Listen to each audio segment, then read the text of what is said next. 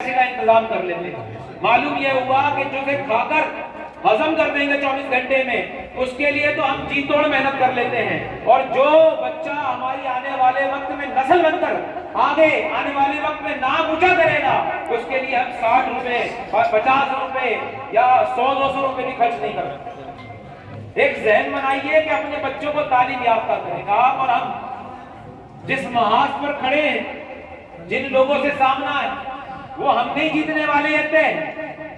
اگر ہم سوچیں کہ ہم جیتیں گے، ہم نہیں جیتنے والے، جیتیں گے یہ بچے ان قریب 15 سال بعد 20 سال بعد، جب ان میں سے تعلیم یافتہ ہو کر نکل کے آئیں گے۔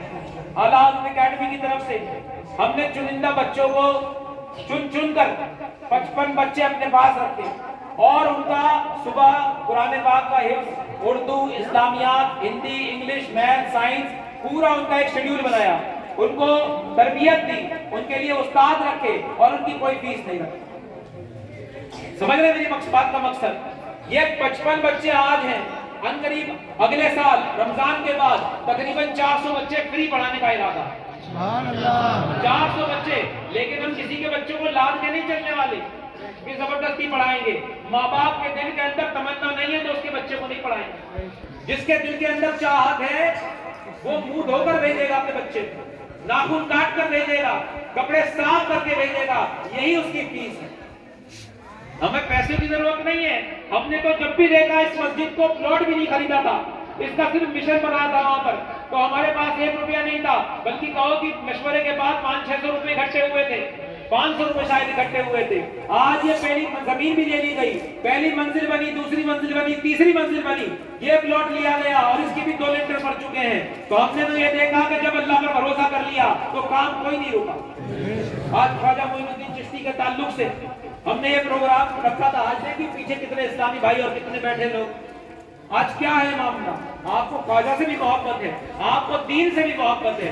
میرے بھائیوں یاد رکھو، جب تک ہم ایک ساتھ مل کر کھڑے ہیں تو ہی ہماری طاقت ہے، اور اگر ہم ٹوٹ کر چلیں گے تو کوئی طاقت نہیں۔